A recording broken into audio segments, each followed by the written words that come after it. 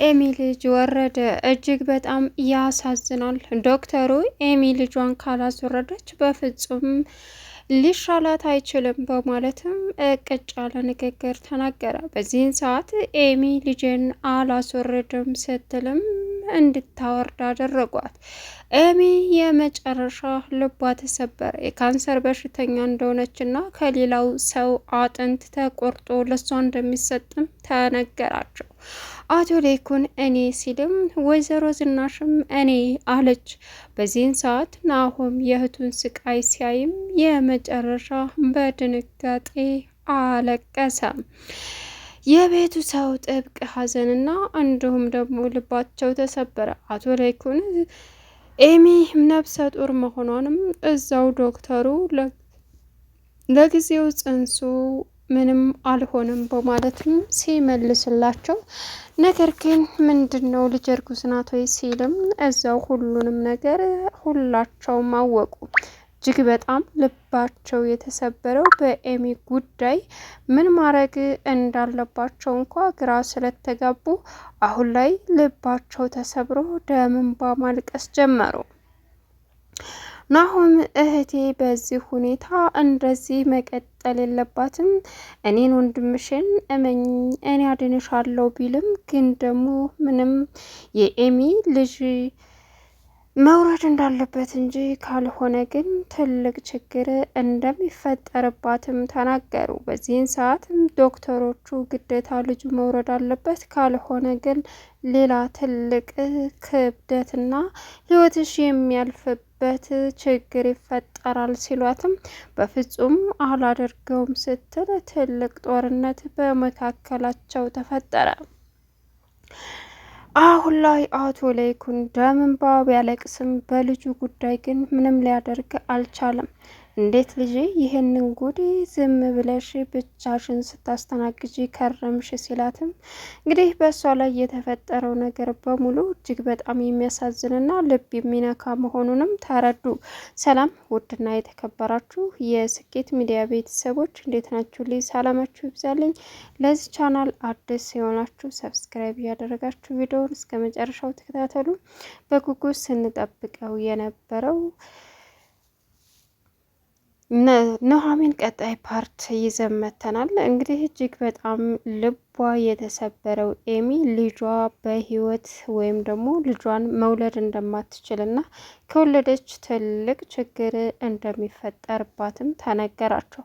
በዚህን ሰዓት ምን ማድረግ እንዳለባቸው ግራ ቢጋቡም ግን ደግሞ አሁን ላይ ልጁን ታላስወረደችና ልጁ በሕክምና ጉዳይ ከሆዷ ካልወጣ በፍጹም ልትድን አትችልም በማለትም እውነታውን ተነገራቸው። በዚህን ሰዓት አቶ ሌኩን የሰሙትና ያዩት ነገር ለእርሳቸው አስደንጋጭና ልብ የሚሰብር ስለነበረም የመጨረሻ ሁላቸውም በልጃቸው ህመምም ትልቁን ጉብዳ ሰሙ። ምን ማድረግ እንዳለባቸው እንኳ ግራ ቢጋቡም ግን ደግሞ አሁን ላይ እንዴት ወደየት የሚለው ነገር አሳሳቢ ቢሆንም አቶ ሌኩን በልጄ ጉዳይ አልደራደርም፣ እኔ ነኝ ልጄን እንደዚህ አድርጌ ህይወቷን ያበላሸውት በማለትም እሪ ቢልም ግን ደግሞ ተረጋጉ የሚል ዶክተሩ ተስፋ ቢሰጣቸውም ግን ምንም ማድረግ እንደማይቻል ሁላቸውም ተነገራቸው። ንብረትና ገንዘብ ስላላቸው ብቻ እነሱ ነፃ ወይም ደግሞ ልጃቸውን ያሳክመው ያድኗታል ማለት እንዳልሆነም ሁሉም እውነታ ለሌኩን ሲነገረው ሌኩን የመጨረሻ የልብ ስብራት የልብ ሐዘን ገጠመው። አሁን ላይ ምን ማድረግ እንዳለባቸው ወይዘሮ ዝናሽና እንግዲህ አቶ ሌኩን እየተሯሯጡ ሆስፒታል ቢሄዱም ግን ደግሞ ምንም ሊያረጉ ስላልቻሉ ምንድን ነው ብለው ሲጠይቁም የተጠየቀውም የተነገራቸውም ነገር የኤሚ ህመም ከፍተኛ አደጋ ላይ እንደሆነችና እንደሚያጋልጥም ተነገራቸው። በዚህን ሰዓት በቃ በጣም የሚያሳዝን ነገር ነው በማለትም አቶ ሌኩን ልክ እንደ ኩላሊት ነቅሎ ተከላ ነው ወይ ቢላቸውም ሐኪሞቹም ልክ እንደሱ ቢሆንም ግን የዚህ ደግሞ አንድ የቤተሰብ አካል የሆነ እና ደሙ አንድ አይነት የሆነ ያስፈልጋል በማለትም ለአቶ ለይኩን ሲነገረው እኔ አባቷ አለሁ አለ። እንዲሁም ቀጠለችና ወይዘሮ ዝናሽ እኔ ልጁ እናቷ አለሁኝ አለች። አቶ ለይኩን ሽንት ቤት ገብቶ ማልቀሱን ተያያዘ። እኔ ነበርኩ በእኔ ኃጢአት ልጅ እየተቀጣች ነው በማለትም እሪ እያለ ይገኛል። እንግዲህ እባክን ተረጋጉ እያለ ዶክተሩም ለማረጋጋት ቢሞክር እነዚህ ሁለት ሰዎች በፍጹም ሊረጋጉ አልቻሉም። እባካቸውን ቢልም ዶክተሮቹ እናንተ ካልተረጋጋችሁ ልጅቷን ማዳን አትችሉም ሲባልም አምራን እሪ እያለችና እያለቀሰች ትገኛለች።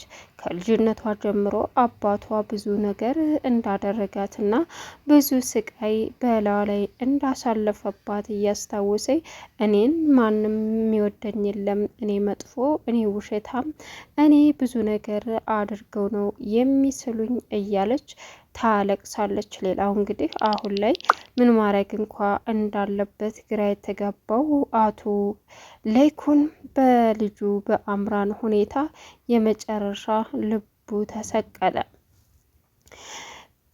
በኤሚ አሁን ይህን ሁሉ ያደረገው ኤሚ እዛ የወደቀችበት ቦታ ሂዶ ኤርሚያስ በሚያሳዝን ሁኔታ ራሷን ስታ እንድትወድቅና ራሷን ስታ ስትወርቅ ደግሞ ጥሏት እንደወጣ ኮፊታው እዛው እንግዲህ ወርቆ አገኙ። በዚህን ሰዓት ኑሐሚን ካገኘች በኋላ ምንድን ነው ስትልም አይ ምንም እና ታዲያ ምንድን ነው ዛሬም ግንኙነት አለሽ በፖርሳሽ የደበቅሽው እንዳላይብሽ ነው ሲላትም እባክህ እንደዛ አይደለም አለችው። እሱም እና እንዴት ነው ሲላትም የእውነቴን ነው ምልህ እንደዛ አልነበረም፣ ኤሚና እሱ ግንኙነት አላቸው ብዬ ነው የማስበው አለችው። እሱም ምን ማለት ነው ሲላትም ይኸውልህ አሁን እኔ ምንም የማውቀው ነገር የለም፣ ግን ደግሞ እዛ ኤሚ ራሷን ስታወደቀችበት የእሱን አግኝቼው ነው ስትለውም በፍጹም ላምንሽ አልችልም ሲልም ይኸውልህ ኤሚ ዝም ብላ አይደለም ራሷን ስታ የወደቀችው። ስለዚህ ኤርሚያስ እዛ ቦታ ባለበት ሰዓት ለእሷ የሆነ ነገር ብሏት የመውደቋ ምክንያት ነው እያልኩ ነው ስትለውም የምርሽን ነው አላት። አው አለችው። አሁን ላይ እጅግ ግራ የተጋባው ናሆም ይገለዋለሁ ሲልም አየህ ይህ ስሜታዊህ እኔን ነው የሚጎዳኝ። ለምን ብትል እዛ እሱን ለመግደል ስትሄድ አሁን ላይ እጅግ በሚያሳዝን ሁኔታ እኔ ደግሞ ቤሎ ለብሼ እስር ቤት እመጣለሁ ማለት ነው። በቃቻው ብላ ጥላው ልትሄድ ስትል አይሆንም ኑሃ አይሆንም በማለትም ኑሐሚንን ለምኖ አስቀራት። ግን ቤት ውስጥ የኑሐሚን ቤተሰቦች ስልክ ባለመንሳቷ እየተጨነቁ ነበር። ዳግም እንግዲህ አሁን ላይ ኤሚ ምኑና ነው እያለ እየተሯሯጠ ሲሄድም ምናልባችም የሰዎች በዙሪያ መኖር ይሆናል ሲልም ምን ማለት ነው አለው። ከዛም ናሁም ዳግምን መመልከት እንዲሁም አባትና እናቱን መመልከት ጀመረ። ለምንድን ነው እንደዚህ የምታየን በማለትም ሁሉም ይጠይቁታል። ናሁም ግን ዳግም በጣም አሳዝኖታል። አንተ ልጅ ምን ሆነህ ነው እንደዚህ የምትሆነው ሲለውም ለምን ታየኛለህ ሲልም እባክህ ናሁም ብላ ኑሐሚን ውጭ ዛወታ ናሁምን ለማረጋጋት ሞከረች።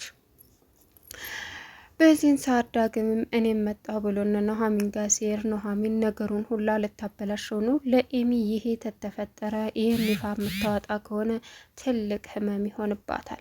ስለዚህ እባክን ተረጋጋ እያለች መለመን ጀመረች።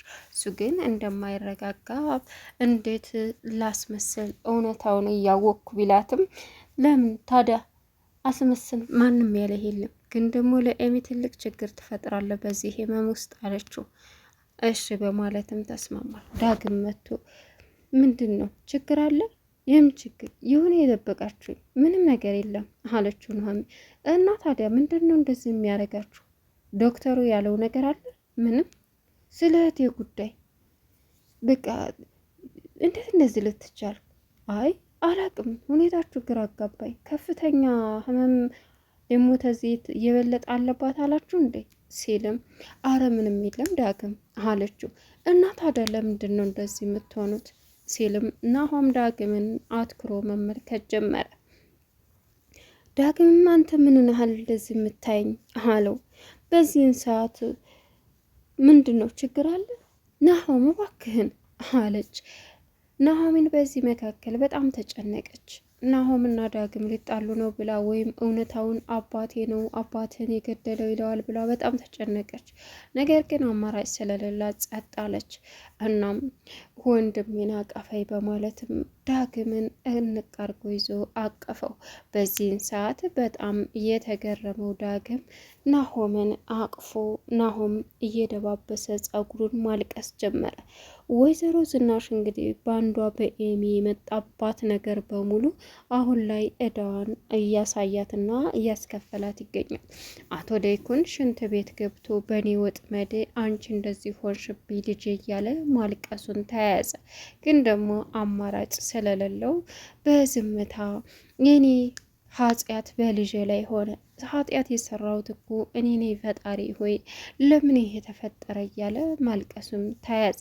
በዚህን ሰዓት ወይዘሮ ዝናሽ ምን ሆነ ነው እባክን አሁን አንተ መጠንከር ሲኖርብህ እንደዚህ ማድረግ የለብህም ዶክተር ፈልገናል ስትለውም እኔ ነበርኩኝ መጥፎው፣ እኔ ዋጋ መክፈል ሲኖርብኝ ልጅ ዋጋ ከፈለች፣ ይሄ ሁሉ ስቃይ እየደረሰባት ያለው የኔ ግፍ ነው እያለ ወይኔ ያዙ ይልቀቁኝ ማለት ጀመረ። ወይዘሮ ዝናሽም እባክን ተረጋጋ በማለትም ብትለምነውም ፊትን ታጥበህ አሁን ለዶክተሮቹ መቅረብ አለብህ አለችው። እሱም እሺ በማለት ተስማማ። አቶ ላይኩን በልጁ ጉዳይ በኤሚ ልቡ ተሰበረ። ቻናሉን ሰብስክራይብ እያደረጋችሁ መልካም ቆይታ